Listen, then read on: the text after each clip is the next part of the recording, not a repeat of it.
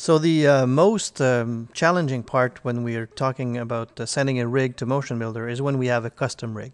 And by custom rig, I mean anything that you've rigged yourself inside of 3ds Max. In this case, I've done a rig, which it's a pretty basic rig, and it's a biped kind of rig where it's a character in a T-pose. But you see that we've got control objects, and each of the bones here are rigged to react to the control objects. So the idea is when you build a rig like this, the animators would use the control objects to animate the character, but they would never touch the bones. All the bones are rigged or to the control objects. For example, if I grab one of the bone here, if I go to the motion panel, you see that there's a path constraint. So there's a hidden path in here, a hidden line, and this line is being driven by a few helpers. So just to give you an idea, we got a few helpers there that will help to drive this rig. So the behavior of this is that if you grab the pelvis here, and if I move it, you see that it's moving the pelvis, undo. If I go in rotation mode, you see that it's rotating and the spine is kind of twisting and rotating as the pelvis is twisting. Same thing here. If I rotate around, you see that we've got the twisting of the spine. If I move around, you see that we've got the stretchy spine, and we have IKs for the hands and things like that. So all of these controls are the ones that the animator would be using. Of course, if you want to animate, if you would like to animate the bones, you could not, because if you try to animate the bones, they are already rigged and they're already constrained to things. So if you try to move this or try to rotate the arm, it's linked to an IK constraint, so you cannot do that.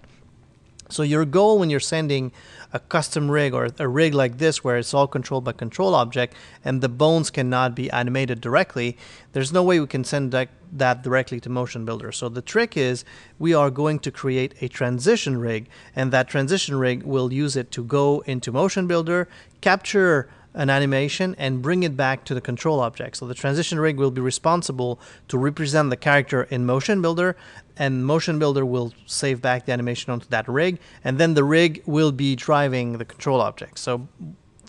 I know it sounds a little bit complicated, and yes, when you're doing custom rigs, you need to do some sort of translation to be able to go to Motionbuilder. So we'll do that right now. So the thing is, now we have the bones, and if we copy them, if we copy the bones themselves, what we're going to end up having is bones that are also rigged to the control object. So we cannot really clone the bones, because we'll have to, well, we could clone the bones, but we'd have to remove all of the rigging from the bones. So here's a little trick that I kind of like. So I'm just going to hide the control objects. So, and I'm just going to select all of the bones, and I'm going to use the tool called Snapshot. So when I create a snapshot, you'll see that they're all going to end up in the default layer, so all of there. So I'm just going to go and select all of these bones, create a new layer, and I'm going to create that layer here. I'm going to call that TR for transition rig, or just say trans underscore rig. So that's my transition rig.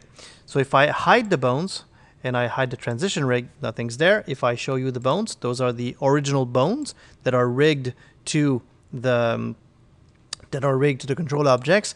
And here we've got the transition rig, and the transition rig, it's all of the bones there that have been copied. So all of these are meshes, because when we do a snapshot, we do a mesh snapshot. But in Max, anything can be a bone. So I'm just going to select all of these, go into animation, bone tools, and I'm just going to turn on the bone properties. So when they're going to be exported, they are going to be exported as bones, which is good.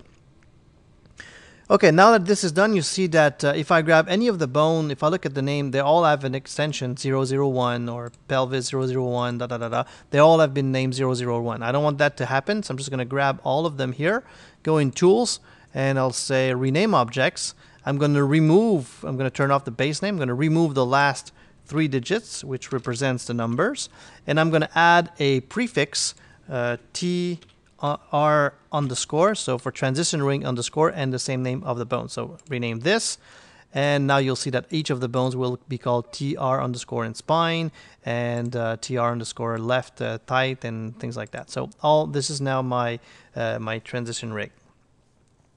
So the other thing is, because when we did a snapshot, it respected the, so if I grab this bone here and I go, just this bone here, and I go in rotation mode, oops, sorry, you'll see that the hierarchy has been preserved. But in here, all of these have been rigged independently. So the rig is not totally connected in terms of hierarchy. So what I need to do is go back into linking mode and just make sure that my spine is linked like an FK spine, so that we can set it to Motionbuilder and it's understood to be an FK spine. So I'm just going to grab these 3 bones here and just connect them here, or parent them, and do the same thing here with the neck, and here at the top with the top neck.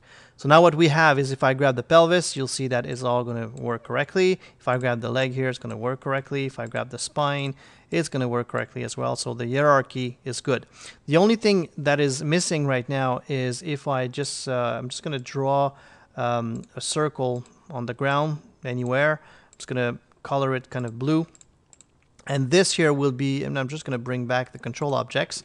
So I'm going to align this guy with this here, with the base. I'm just going to align it in X, Y, and Z, and also in orientation. So this is exactly at the same location as the control or the root object for the scene. And that's going to be my transition rig root. So I'm going to call that TR_root. And what I'll do as well is I'm going to turn off the control objects now, and I'm going to grab the pelvis and link that to the root. So now what I've got is a pure FK rig. If I grab this guy here and rotate around, you see that it's good. That's perfect. If I grab the pelvis, you see that it's not rotating the base. So that's all good. So we have a full FK representation of our rig, and this rig we can easily send to Motionbuilder and bring it back to 3ds Max with animation. But when we're going to bring it back with animation, our original rig that has been used for the skinning and it's all good to go, this rig doesn't have the is not driven by those bones, so we need to drive the original rig from the bones. So what we have now, I'm going to make sure that you understand what's happening. The bones here are hidden. Those are my original bones, those of my original rig. The control objects, I'm going to show them. And now we have the transition rig visible, which are the bones that we are seeing here. So now what we need to do is to make sure that the control objects that are here, when the bones are going to move, we need the control objects to follow points on the transition rig. And in order to do that, before I do anything, what I like to do is the points or I want to kind of break the connection. I don't want to link the control objects here to the rig. I just want to make them follow points on the rig. And the reason why I don't want to link it is I don't want to break the original rig at all. I just want to make sure that these control objects are just going to follow the transition rig. So in order to do that, I'm going to put point helpers inside of the scene. So I'm just going to create a point helper. I'm going to leave it to green, and I'm going to align it to the control objects, and that's good in orientation and position. I'm going to copy this, and I'm going to align one of the dummy of the point helpers to all of the control objects. So let's go here and align this one to this one. Okay, I'm going to copy it and align this one to this one here. Okay, then grab this one and align that to this one as well. Grab this one, align it with the pelvis here, and 3 more to go. So grab this one, and I'm going to align it with the foot, and grab this one here as well, and align it with the other foot. And then the last one, grab this here, and align it with the control objects, which is here. So we've got point helpers, and now we need to define what we're going to do with these point helpers. So it's pretty easy. I just want to link them to my transition rig. So I'm going to grab this one here and say, you are going to follow that bone, no matter what that bone is doing. Grab this guy here, and you're going to follow that bone, no matter what this bone is doing. I'm going to go a bit closer here. Grab this and say, you are going to follow this bone here. And this is going to follow the end bone. And this one here will be following the pelvis, no matter what the pelvis is doing. Oops. Drag and drop onto the pelvis. Here we go. And finally, grab this one here and say you're following the foot. And this one here will be following the foot. And this one here will be following whatever the root object that we send to Motionbuilder will be doing. So now all of these points are following the rig. So if I grab this rig here and move it around, you see that it's following the point. If I grab this spine here, you see that it's following. It's all good. We're good to go.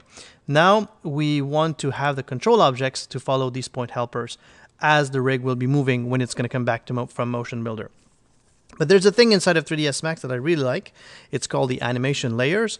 And what I want to be able to do is I'm going to create an animation layer that I'm going to use to go and grab the animation from Motionbuilder without destroying my control object. So if my control object's manipulator. So basically what we're going to do is we're going to create a layer where we're going to grab the animation, and the original layer will still be there if we want to animate. And if we want, we can add more layers or add new layers to do more animation or refine the animation coming out from Motionbuilder.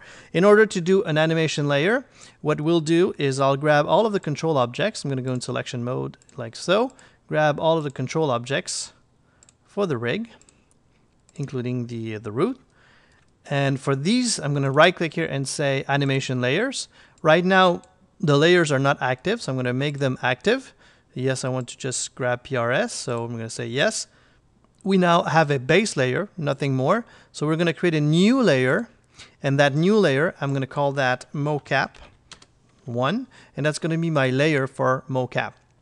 So now that this one is active, all of the changes, all of the controllers that I will be adding will only be effective in that mocap layer. The base layer will still have the Euler XYZ controller, which allows me to manually animate the character. So I'm going to go in mocap 1 and make sure that it's active, and I'm just going to leave it aside. And now we're ready to start rigging our control objects so that they're following our point helper. So basically it's the same thing.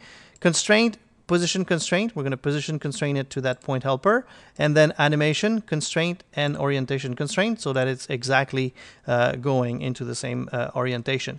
Because we took those point helpers and we aligned them with position and orientation to the control objects, that's why those control objects are not moving at all.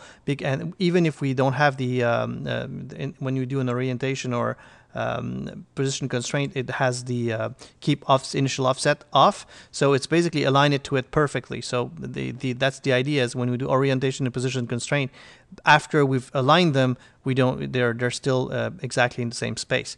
So we're going to continue like so. I'm going to grab this control object and say animation constraint, position constraint to this guy, and animation constraint, orientation constraint to this guy. Same thing here. Grab this one. I know it's a bit long, but you'll do it once, and then after that you don't have to do it again.